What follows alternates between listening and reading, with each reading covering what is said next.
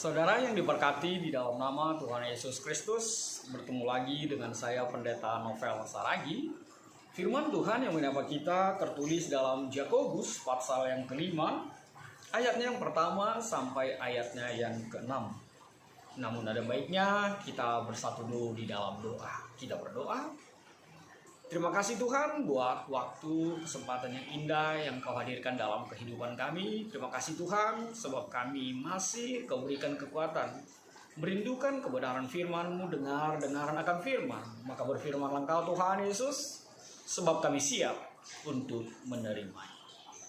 Amin. Shalom saudara yang diberkati di dalam nama Tuhan Yesus Kristus. Seperti yang saya katakan tadi, firman Tuhan yang menyapa kita tertulis dalam Yakobus pasal yang kelima, ayatnya yang pertama sampai ayatnya yang keenam. Begini firman Tuhan. Peringatan kepada orang kaya. Jadi sekarang hai kamu orang-orang kaya, menangislah dan merataplah atas sengsara yang akan menimpa kamu. Kekayaanmu sudah busuk dan pakaianmu telah dimakan ngengak. Emas dan perakmu sudah berkarat, dan karatnya akan menjadi kesaksian terhadap kamu, dan akan memakan dagingmu seperti api. Kamu telah mengumpulkan harta pada hari-hari yang sedang berakhir.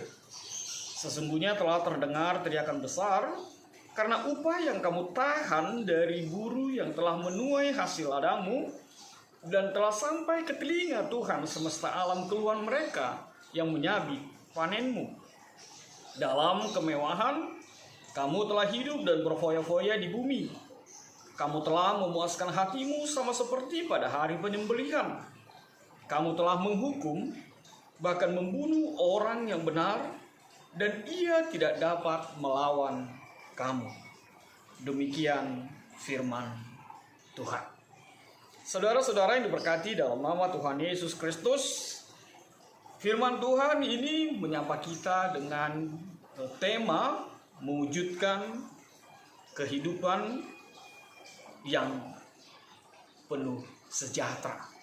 Sejahtera dalam bahasa aslinya dan di dalam kitab Yeremia, di dalam bahasa Ibrani mengatakan itu adalah shalom. Makanya shalom itu adalah kekuatan, adalah suasana yang harus kita nyatakan, yang harus kita hadirkan di dalam kehidupan kita. Lalu topik kita firman Tuhan mengatakan peringatan kepada orang kaya. Salahkah menjadi kaya? Enggak. Tuhan mau, Tuhan suka kalau kita kaya. Apalagi kita teramat percaya bahwa Allah kita adalah Bapa yang kaya, penuh kemurahan. Artinya apa? Tuhan juga mau kita menjadi pribadi yang kaya di dalam kehidupan kita. Sasa saja menjadi kaya. Gak ada yang melarang gitu ya. Menjadi kaya, punya harta, silakan saja. Gak ada yang salah di sana. Lalu kenapa perikop ini hadir di tengah-tengah kehidupan kita? Jelas dikatakan bahwa bukan orang kaya yang dipersalahkan, bukan si kayanya yang dipersalahkan, tapi sekali lagi, tapi caranya itu loh gitu ya. Kaya nggak masalah, tapi sekali lagi dengan apa engkau menjadi kaya? Sekali lagi, bagaimana caramu menjadi kaya? Bagaimana caramu mengumpul harta? Dan untuk apakah hartamu itu engkau lakukan di dalam kehidupanmu? Sekali lagi, silakan kaya, sebab kaya itu tidak berdosa. Tapi orang Siantar bilang cara naik itu nah. Caranya itu loh gitu ya. Kalau hartamu yang kau kumpulkan bukan dari hasil jerih payahmu, tapi hasil dari sebuah penindasan, memakan, mengambil yang bukan milikmu, korup, itu Tuhan tidak sukai. Apalagi mendewakan hartamu di tengah-tengah kehidupanmu. Sebab apa? Sebab dikatakan di mana hartamu berada, disitulah hatimu. Dan kita akan tergerus, kita akan terjebak, kita akan berada di dalam situasi bahwa harta itulah segala-galanya di dalam kehidupan kita. Akhirnya kita akan mengesampingkan Tuhan dan kita tidak peduli dengan harta yang sesungguhnya yang harus kita cari sebagai orang percaya. Apa itu? Harta di surga. Punya banyak rumah di dunia ini silakan saja, tapi ingat, adakah persiapanmu untuk rumah di surga? Adakah persiapanmu untuk harta di kerajaan surga?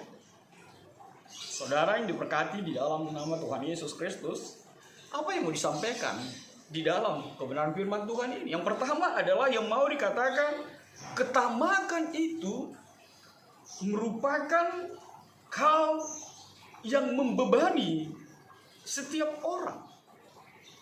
Kalau sudah berada di dalam ketamakan, itu bukan hanya membumi hanguskan dirimu, tapi itu menjadi beban juga bagi orang lain.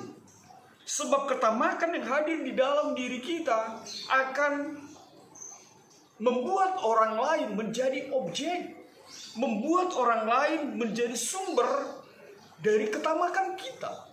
Dan orang yang tamak itu akan menghalalkan segala cara agar dia mendapatkan kepuasan untuk segala sesuatu yang diinginkannya. Dan satu hal yang pasti, orang tamak tidak akan pernah puas dalam kehidupannya. Dia pasti seperti pribadi yang seperti meminum air garam di lautan. Semakin diminum, dia pasti akan semakin kehausan. Makanya jangan hidup di dalam ketamakan. Tuhan mengajar kita, berikanlah pada hari ini makanan kami yang secukupnya. Artinya apa? Menjadilah pribadi yang merasa cukup di dalam kehidupan kita. Jangan tamak, sebab hartamu tidak bisa memberikan keselamatan bagimu. Keselamatan itu hanya ada di dalam Tuhan. Kalau mau tamak, tamaklah akan firman Tuhan. Tamaklah akan kebenaran firman Tuhan. Tamaklah akan kerajaan firman Tuhan. Sehingga kita merasa haus, dan selalu merindukan kebenaran firman Tuhan di dalam kehidupan kita. Lalu apa yang kedua? Yang kedua yang mau disampaikan adalah mereka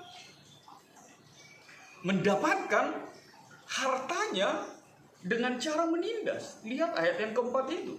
Sesungguhnya telah terdengar teriakan besar karena upah yang kamu tahan dari buruh yang telah menuai hasil ladangmu.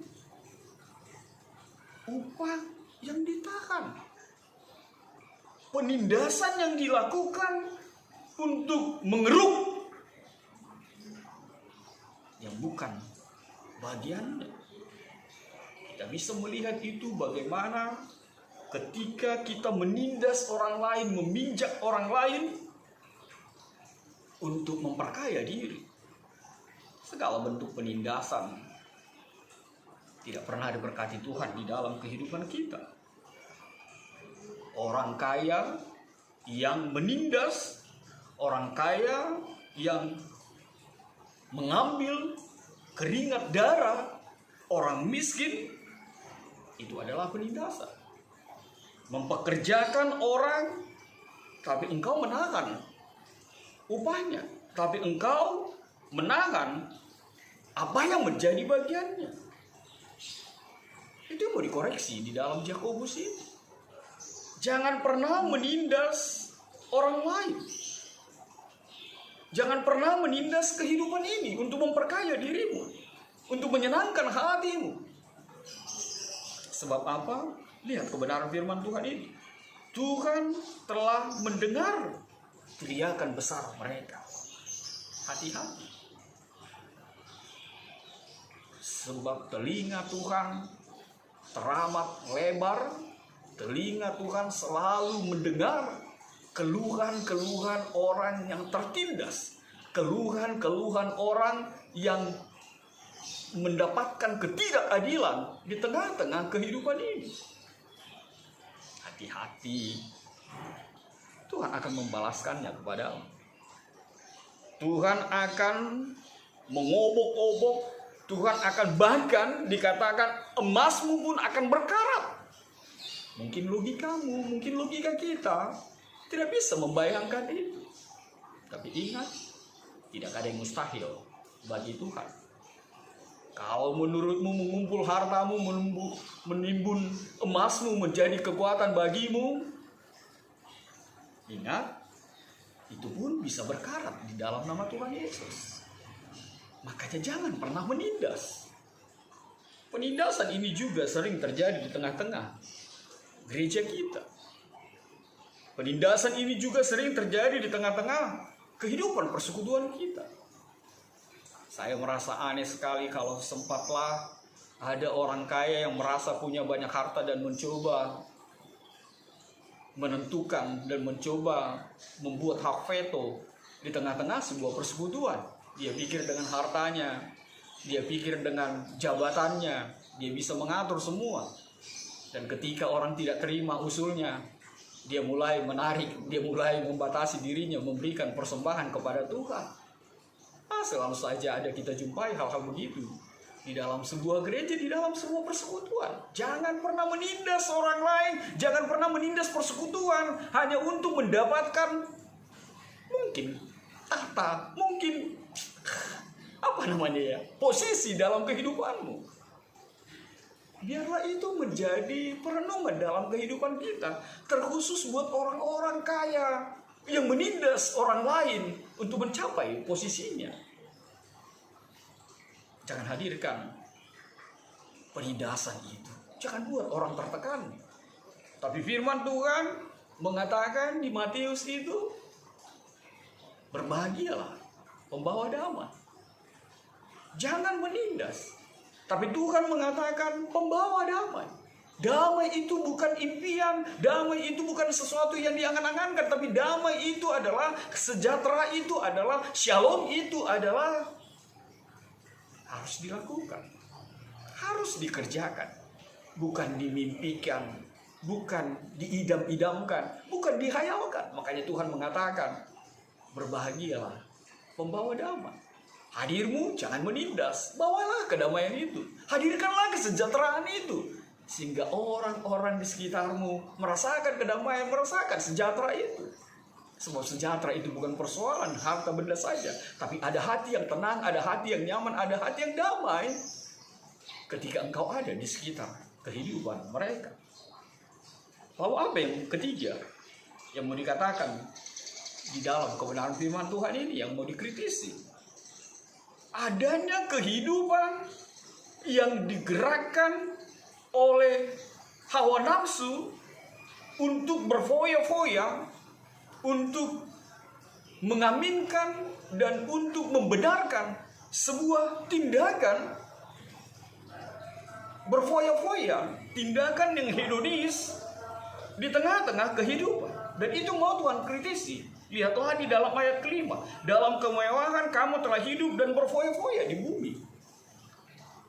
Saudara-saudara yang diberkati dalam nama Tuhan Yesus Kristus, mungkin saatnya kita mulai menyicil, atau mungkin saatnya membongkar pundi-pundimu, membongkar lemarimu. Hai Nang, hai ibu-ibu, sekarang buka lagi lah lemarimu. Lihatlah pakaian itu, bahkan mungkin sudah terlalu banyak yang memakai kebayamu, yang memakai rokmu. Lemari, sekali lagi, yang memakai pakaianmu, lemari, gantungan hanger bajumu. Cobalah, cicilah, berbagilah untuk orang, berbagilah untuk orang-orang yang tidak berpakaian, tanda petik.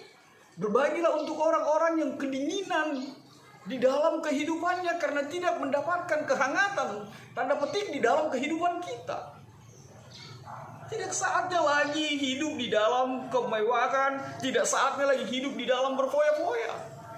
Walaupun ada orang bilang, berbahagialah jiwaku, berbahagialah hatiku, karena hartaku sudah banyak, hartaku sudah melimpah. Ingat kisah itu. Dalam satu malam pun lumbungmu bisa dibakar dan habis rata dengan tanah. Tinggalkanlah hidup berfoya-foya itu. Berbagilah dengan sesamamu. Hai Bapak, lihatlah koleksimu. Ayo, berapa koleksi sepatumu? Berapa koleksi jam tanganmu? Berapa koleksi baju? Ya mudah-mudahan Pak Pendeta Novel nggak diomelin gitu atau nggak diomongin gitu. Itu aja bajunya Pak Pendeta ini. enggak. Ya saya yakin tidak seperti itu. Tapi yang mau dinyatakan adalah janganlah hidup bermewah-mewah, janganlah hidup berfoya-foya di dalam kehidupan ini. Apalagi saat pandemi COVID-19 ini. Tidak saatnya lagi men-share hartamu, kemewahanmu. Lihatlah kehidupan ini, banyak orang yang terhempas. Banyak orang yang tidak dapat makan dan harus berpikir apa yang dimakan besok. Sementara kita berpikir makan apa besok. Orang berpikir apa yang mau dimakan besok. Kita mungkin dalam posisi bisa memilih, tapi orang lain tidak di dalam posisi memilih. Kalau kita mungkin berpikir jual ini untuk beli mobil, tapi orang berpikir jual motor untuk beli mobil. Jual motor untuk beli nasi, jual motor untuk beli makanan. Atau jual hartanya untuk beli makanan. Banyak orang susah, banyak orang yang tidak dapat makan. Tapi firman Tuhan mengatakan, hentikanlah kehidupan berfoya-foya itu. Hentikanlah kesenangan duniawi itu. Hentikanlah segala sesuatu yang mendatangkan murka Tuhan di dalam kehidupanmu. Lalu apa yang keempat yang mau dinyatakan oleh firman Tuhan ini? Yang keempat dikatakan seperti apa yang ditulis di dalam ayat yang keempat itu, ayat ke-6. Kamu telah menghukum bahkan membunuh orang yang benar dan ia tidak dapat melawan kamu. Kamu telah menghukum, membunuh orang benar dan ia tidak dapat melawan kamu. Penganiayaan yang sering dilakukan orang di saat itu. Ketika firman Tuhan ini dituliskan oleh Yakobus, ini bukan bicara tentang orang-orang di luar Kristen pada saat itu, atau bicara tentang hanya kepada orang Kristen, tapi ini bicara tentang sesuatu yang general, yang umum di tengah-tengah kehidupan kita. Sebab banyak orang menganiaya, sebab banyak orang menyiksa orang lain kehidupan ini untuk memperkaya diri. Menganiaya menjadi sesuatu yang sangat diharamkan, menjadi sesuatu yang sangat tidak disukai oleh Tuhan. Saudara yang terkasih dalam nama Tuhan Yesus Kristus, ingatlah, gak ada manusia ini dilahirkan untuk disiksa. Gak ada manusia ini dilahirkan untuk dianiaya. Atau gak tahu, ada bapak ibu yang membesarkan anaknya, dikasih makan, disekolahkan dalam pikiran, biar ada nanti yang dianiaya orang, biar ada nanti yang disiksa orang gitu. Ada nggak seperti itu? Pasti tidak ada. Makanya firman Tuhan mengatakan, kamu telah menghukum bahkan membunuh orang yang benar dan ia tidak dapat melawan kamu. Penganiayaan masih juga terjadi di tengah-tengah kehidupan kita. Penganiayaan masih juga menjadi bagian dari kehidupan kita. Ada ketidakadilan di tengah-tengah kehidupan kita. Ada penyiksaan, ada penjatuhan hukuman yang tidak pada porsinya. Saudara yang diberkati dalam nama Tuhan Yesus Kristus, keempat hal itu menjadi hal yang dikritisi dalam kebenaran firman Tuhan ini. Sekali lagi, tidak salah menjadi kaya, tapi biarlah hartamu itu untuk berbagi. Harta itu hanya titipan Tuhan. Jabatan itu hanya titipan Tuhan. Lihatlah, semua akan ada akhirnya. Lihatlah, semua akan ada masanya. Saat penghakiman nanti, semua akan kita pertanggungjawabkan di dalam nama Tuhan Yesus. Makanya Bapak Ibu, silakan kaya, tapi jangan menganiksa, jangan menganiaya orang lain untuk kekayaanmu, dan bahkan mengatasnamakan kekayaanmu, mengandalkan kekayaanmu, engkau mengobrak-abrik sebuah persekutuan di dalam kehidupanmu. Itu Tuhan tidak benarkan. Tuhan akan membenci, Tuhan akan menghakimi. Makanya sekali lagi, yang terbaik adalah hadirkanlah damai itu, hadirkanlah shalom itu, dan buatlah orang sejahtera dengan apa yang ada padamu. Tuhan memberkati. Amin. Kita bersatu dalam doa. Bapa di dalam surga, terima kasih Tuhan akan firman-Mu. Biarlah firman-Mu menjadi kekuatan bagi kami, dan kami juga terpanggil untuk mewujudkan shalom, kesejahteraan itu di tengah-tengah kehidupan kami. Terima kasih Tuhan Yesus. Ampunkan kami ketika mempergunakan harta kami tidak seperti yang Engkau mau. Ampunkan kami Tuhan untuk dosa-dosa kami, mencari harta dengan tidak seperti apa yang Tuhan mau. Biarlah Tuhan Yesus kami menjadi kaya, tapi kekayaan kami adalah harta yang Engkau berkati. Apa yang ada pada kami, yang Engkau berkati dan Engkau titipkan, dan kami bagikan untuk orang-orang di sekitar kehidupan kami, agar orang lain juga merasakan kedamaian sejahtera itu di tengah-tengah hidup kami. Dalam kasih-Mu Tuhan Yesus, kami berdoa dan mengucap syukur. Enyahkan Tuhan virus corona ini. Amin.